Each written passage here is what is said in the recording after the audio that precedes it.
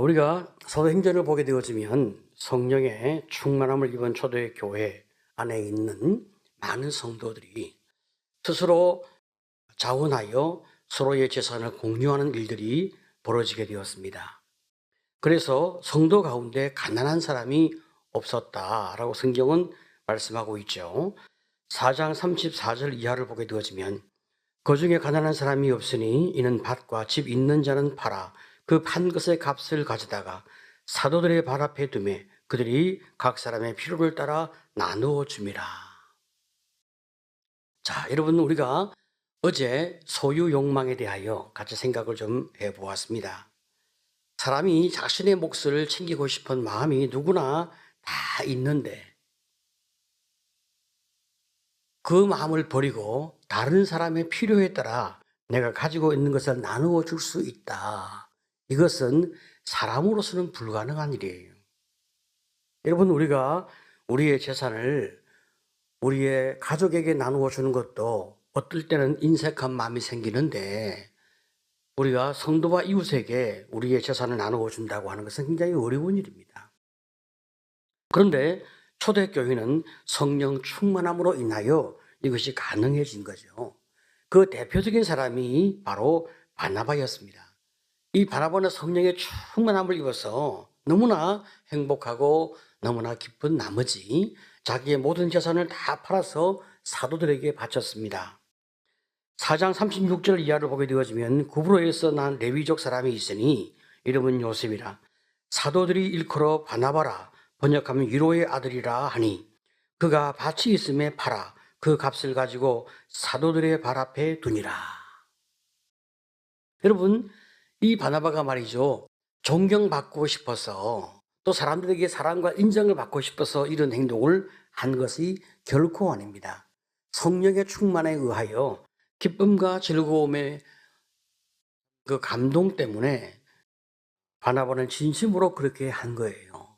그랬더니 참 온 교회가 바나바의 헌신에 감동하고 그에게 존경과 그의 신앙과 태도에 대하여 믿음에 대하여 많은 사람이 머리를 숙이는 이런 일들이 벌어지게 되어진 거예요.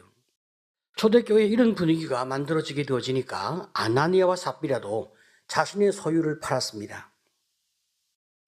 자, 그런데 정작 판 돈을 다 바치려고 하니까 너무나 아까운 마음이 들었어요. 그리고 미래에 대한 불안도 있고 걱정과 여러 가지 염려도 있고 복잡한 심경이 일어나니까 그중에 일부는 감추고 일부는 교회에 바쳤습니다. 오늘 함께 읽은 5장 1절 2절을 보게 되어지면 아나니아라는 사람이 그 아내 삽비라와 더불어 소유를 팔아 그 값에서 얼마를 감춤해 그 아내도 알더라. 얼마만 가져다가 사도들의 발 앞에 두니. 자, 이런 행동에 대하여 베드로가 아나니아를 책망하는 거예요. 3절에 베드로가 이르되 아나니아여 어찌하여 사단이 내 마음에 가득하여 내가 성령을 속이고 땅값 얼마를 감추었느냐. 자, 여러분, 여기 감추었다라고 하는 단어는 매우 독특한 의미에서 사용되어지는 단어인데 이 단어는 훔쳤다 이런 의미가 있어요. 베드로가 왜 훔쳤다 이 말을 사용하고 있습니까? 이 단어를 연구한 성경에 대해서 아주 해박한 유명한 성경학자인 존 스타트는 이렇게 이 구절에 대하여 해석을 합니다. 아나니와 삽비라가 땅을 팔기 전에 교회에 판돈의 전부를 드리겠다라고 공개적인 작정 헌금을 했다는 것입니다. 그런데 작정한 다음에 땅을 팔아서 다 하지 아니하고 일부만 가지고 와서 다 가지고 온 것처럼 행동하기 때문에 하나님의 것을 훔쳤다고 보는 거예요. 자, 여러분, 이 정도의 상황에서도 베드로는 아주 지혜로운 책망을 합니다. 5장 4절에 보니까 땅이 그대로 있을 때는 내 땅이 아니며 판 후에도 내 마음대로 할 수가 없더냐. 어찌하여 이 일을 내 마음에 두었느냐. 사람에게 거짓말한 것이 아니요 하나님께로다. 전부 다 드리기로 작정을 했어도 정작 드리려고 하니까 믿음이 없고 의심이 들고 내가 이행하기 힘들었어요. 그러면 다시 정정하고 회개하면 되거든요. 하나님, 내가 참 잘못했습니다. 내가 이 이상은 믿음이 없어서 내가 도저히 내가 드릴 수 없으니 용서해 주옵소서 하고 회개하고 은혜를 구하고 그리고 가서 정직하게 이제 이야기하면 되거든요. 그런데 이들 부부는 하나님을 속이는 죄를 서로 도와주었습니다. 성령의 강력한 임재로 인하여 초대교회가 굉장한 부흥이 일어나고 있는데 아나니와 삽비라로 인하여 거짓이 교회 안에 들어옴으로 인해서 이 교회가 아주 큰 영적이며 도덕적인 타격을 받게 되었단 말이죠. 이 사건을 잘 수습하지 못하게 되어지면 교회가 한순간에 무너질 수가 있는 거죠. 하나님의 역사하심은 우리가 하나님과의 관계에서 진실함과 정직함 속에 있을 때 성령의 임재하심이 있고 기적과 영적 부흥이 일게 되어지거든요. 자, 그러므로 이 죄악의 불순물을 반드시 걸러내지 못하면 교회는 한순간에 거짓 공동체로 타락하게 되어진단 말이죠. 이제 막 시작하는 하나님의 공동체가 순결하며 거룩해질 수 있도록 하나님은 베드로를 통하여 아나니아와 그 삽비라 부부를 심판하시게 됩니다. 그래서 아나니아와 삽비라가 그 자리에서 죽습니다. 먼저 남편 아나니아가 그 자리에 죽고 3시간이 지나고 난 다음에 무슨 일이 지났는지 전혀 알지 못한 아내 삽비라가 회개하지 아니함으로 인하여 그 자리에서 죽습니다. 여러분, 우리가 말이죠, 이 본문을 보게 되어지면 굉장한 충격과 두려움이 우리 마음 가운데 확 밀려오게 되는 거예요. 그리고 또 반발심도 일어나게 됩니다. 아니 뭐 이렇게까지 해야 되나? 좀 너무 심하지 않나? 하나님의 용서는 다 어디 갔나? 우리 마음 가운데 복잡한 심정이 일어나는 거예요. 하지만 여러분, 우리는 다 모르지만 가장 정확한 판단을 하시는 분은 하나님이시니까 우리가 주님께 이 모든 판단을 맡기는 거죠. 아나니아와 삽비라가 재산이 아까웠다고 하면 베드로가 책망했을 때 서원을 취소하고 자기가 감당할 만큼만 드리겠다고 하면 되거든요. 우리가 절대로 속여서는 안 되는 것이 무엇냐? 하나님과의 양심입니다. 하나님을 속이게 되어지면 심판이 있고 내 양심을 속이고 살게 되어지면 여러분 내 인격이 분열되어지고 파괴되는 거예요. 그런데 아나니아와 삽비라는 끝까지 하나님을 속이고 자기 양심을 속였습니다. 왜 그랬을까?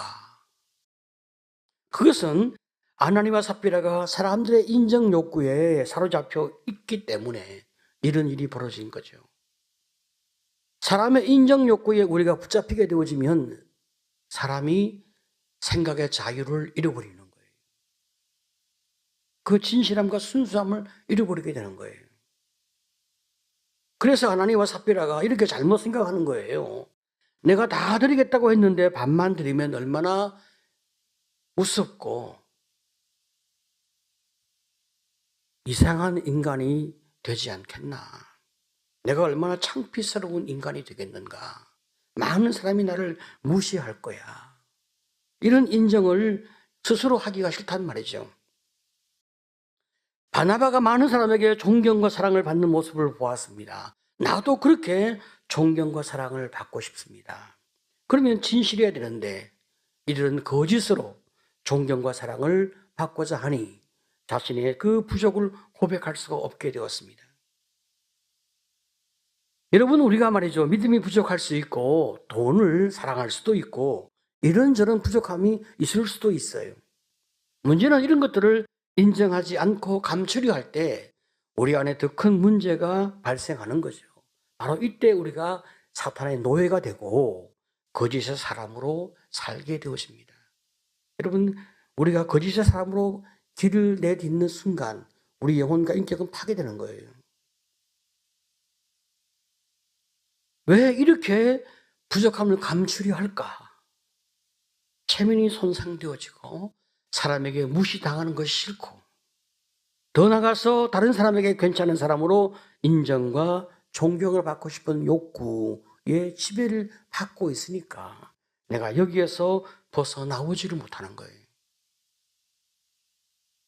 이 마음 때문에, 이 욕구 때문에 아나니아와 삽비라는 하나님께서 회개의 기회를 주어도 자신의 죄를 고백하지 아니하고 끝까지 거짓으로 버티며 일관하다. 그는 심판을 받고 말았습니다. 우리 하나님이 모든 걸 다 아시는데 전지하신 하나님, 우리 하나님이 모든 것을 다 주관하시는 전능하신 하나님인데 우리가 어떻게 하나님을 속일 수 있겠어요? 오히려 솔직하게 고백하면 참으로 용서하시고 다시 기회를 줄 텐데 아나니와 삽비라는 너무나 어리석은 선택을 하게 되었습니다. 하지만 우리가 사람 앞에서 자기 체면을 내세우지 아니하고 하나님 앞에서 순수한 어린아이처럼 한평생 하나님을 찬양하며 살아간 사람이 있는데 그 사람이 바로 다윗 왕입니다. 다윗이 왕이 되고 난 다음에 3만 명을 뽑아서 아미나답의 집에 있던 하나님의 법궤를 다윗성으로 가져오려고 했어요. 그런데 이때 법궤를 소가 이끄는 수레에 실어서 옮기게 된 거예요. 원래 법궤는 옮길 때 제사장들이 어깨에 메고 가야 되는데 어찌된 일인지 새로 만든 새 수레에 실어서 옮긴 것입니다. 다윗과 백성들이 수많은 악기로 하나님을 찬양할 때 그만 수레를 끌던 소들이 놀라서 뛴 것입니다. 바로 옆에 있던 우사가 법궤가 떨어질까 봐 법궤를 붙잡았는데 이것은 하나님이 금하신 거거든요. 법궤는 하나님을 상징하는 것이기 때문에 손을 대면 안 되는 거예요. 그러자 하나님이 우사를 치셔서 그가 그 자리에서 죽었습니다. 우사는 법궤가 떨어지지 않게 하려고 그런 행동을 한 건데 이것은 죄인이 하나님을 염려하는 교만함이란 말이죠. 하나님이 다 알아서 하실 텐데 하나님이 진노하사 그를 죽이니 다윗이 너무나 큰 충격을 받았어. 이 상황을 어떻게 수습해야 할지 마음이 정리가 되지 아니하니까 법궤를 옮기는 것을 중지하고 가드 사람 오벳 에돔의 집에 법궤를 두고 왕궁으로 돌아갔습니다. 그런데 하나님의 교회가 오벳 에돔의 집에 있을 때 3개월 동안 하나님이 얼마나 그 집에 복을 주시는지 너무너무 많은 축복을 받았음이 오벳 에돔의 간증을 통해서 온 이스라엘에 들려지게 되어진 거죠. 그러니까 다윗의 귀에도 들려왔고 다윗이 다시 용기를 내어서 법궤를 다윗성으로 가져오려고 합니다. 이번에는 하나님의 방법대로 제사장들이 궤를 메고 옮기는데 6걸음마다 다윗이 번제를 드렸습니다. 그리고 힘을 다하여 즐겁게 춤을 추었어요. 사무엘하 6장 13절 이하를 보면 여호와의 궤를 맨 사람들이 6걸음 가매 다윗이 소와 살찐 송아지로 제사를 드리고 다윗이 여호와 앞에서 힘을 다하여 춤을 추는데 그때 다윗이 배에 에봇을 입었더라. 그런데 이 다윗이 춤을 추는 모습을 다윗의 아내 미갈이 본 거예요. 보고 자기 남편을 매우 우습게 여기고 채통 없는 사람으로 업신여겼습니다. 사무엘하 6장 16절을 보게 되어지면 여호와의 궤가 다윗성으로 들어올 때에 사울의 딸 미갈이 창으로 내다보다가 다윗 왕이 여호와 앞에서 뛰놀며 춤추는 것을 보고 심중에 그를 업신여기니라. 모든 행사가 다 끝나고 말이죠. 다윗이 너무나 기쁜 마음으로 성령에 충만해서 그 가족을 축복하고 싶은 마음으로 집으로 들어오는 거죠. 그때 미갈이 다윗을 맞이하며 다윗을 비난을 하는 거예요. 6장 20절을 보게 되어지면 다윗이 자기의 가족에게 축복하러 돌아오매 사울의 딸 미갈이 나와서 다윗을 맞으며 이르되 이스라엘 왕이 오늘 어떻게 영화로우신지 방탕한 자가 염치 없이 자기의 몸을 드러내는 것처럼 오늘 그의 신복이 계집종의 눈앞에서 몸을 드러내셨도다 하니. 다윗이 너무나 열정적으로 춤을 추다 보니까 옷이 벗겨지고 몸이 드러나진 것을 미갈이 본 것입니다. 이 모습에 대하여 미갈이 뭐라고 말합니까? 방탕한 자가 염치 없이 자기 몸을 드러낸 것처럼 다윗 왕이 몸을 드러내었다고 비난을 하는 거예요. 여기 방탕한 자라고 하는 것은 가치 없고 가난한 사람, 이런 뜻을 가지고 있고, 이 단어에서 파생된 말로 신약에서는 라가라고 하는 말을 하는데 욕설인 거예요. 어리석은 자라고 욕하는 거예요. 미갈은 이 나라에서 가장 높은 위치에 있는 다윗 왕이 아주 어리석은 바보 천치같이 품위를 잃은 행동을 했다 하고 비난을 하는 것입니다. 미갈은 왕이라면 사람들 앞에서 자기 체면을 세우는 것이 제일 중요하다고 생각하는 이런 가치관을 가지고 있는 사람입니다. 우리가 이런 미갈을 보게 되어지면 그 아버지 사울 왕이 생각이 나는 거예요. 여러분, 사울 왕은 말이죠, 사람에게 인정을 받기 위해서 하나님의 말씀에 불순종함으로 인해서 그의 왕위가 박탈당하고 그 가문이 망한 그런 사람이 바로 사울 왕이 아니겠습니까? 미갈의 이 지적은 다윗이 무엇을 가장 중요하게 생각하는지 그것을 알지 못하는 어리석은 책망이었어요. 여러분, 다윗은 하나님을 높이는 것을 제일 중요하게 생각하는 사람입니다. 미갈이 절대로 건드려서는 안 되는 다윗의 가장 중요한 부분을 건드리는 거죠. 그때 다윗이 분노합니다. 그리고 미갈에게 책망하는 거예요. 6장 22절을 보게 되어지면 내가 이보다 더 낮아졌어. 스스로 천하게 보일지라도 내가 말한 바 계집종에게는 내가 높임을 받으리라 한지라. 다윗이 분명하게 말하는 것이 무엇입니까? 내가 하나님 앞에서는 더 많이 낮아질 수 있지만 내 앞에서는 내가 존경과 높임 받는 것이 마땅하다. 이렇게 책망하죠. 다윗의 이 책망에 대하여 하나님도 같은 마음을 가지고 계시죠. 그래서 하나님도 미갈을 버려 그의 평생에 자식이 없었습니다. 6장 23절을 보게 되어지면 그러므로 사울의 딸 미갈이 죽는 날까지 그에게 자식이 없으니라. 여러분, 무엇이 중요합니까? 하나님의 인정이 중요합니까? 사람의 인정이 중요합니까? 물론 우리가 사람 앞에서 품위도 지켜야 하고 사람에게 인정받는 것도 중요합니다. 하지만 하나님보다 더 중요하지는 않습니다. 우리는 하나님께 인정받기 위해서 우리 주님의 말씀에 순종하고 내 생각을 하나님의 생각에 통합시키며 살아가려고 애쓰는 거예요. 그때 우리 인생이 형통하고 우리 삶이 아름다워지기 때문에 그런 거예요. 그때 진정한 자유가 있는 거예요.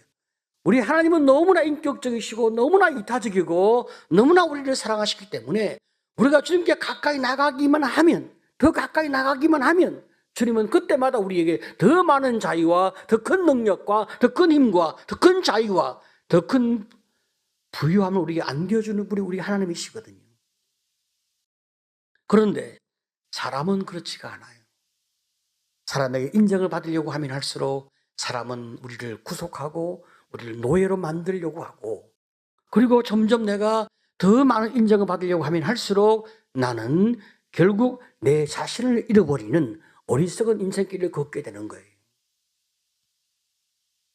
여러분, 어떤 경우에도 우리는 하나님 앞에서 체면으로 나가거나 거짓된 모습으로 나가면 안 됩니다.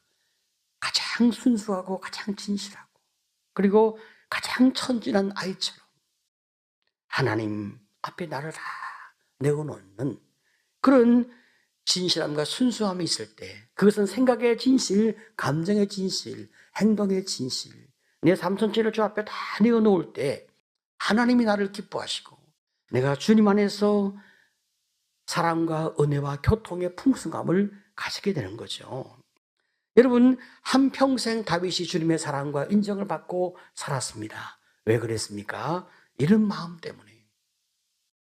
하나님을 제일로 생각하지만 진실하고 순수하고 친밀하고 애정이 있는 마음을 가지고 하나님을 그 누구보다 가장 먼저 사랑하고 가장 많이 사랑하려고 자기 인생을 쏟아부었습니다. 오늘 여러분, 우리 인생이 다윗처럼 살아갈 때 우리가 여호와 앞에 은혜를 입는 아름다운 영혼 되어질 것입니다. 어떤 경우에도 나의 부끄러운 죄와 실수를 하나님 앞에 감추지 아니하고 진실하게 고백하며 용서와 사랑과 축복을 받는 여러분 되시기를 간절히 축복합니다.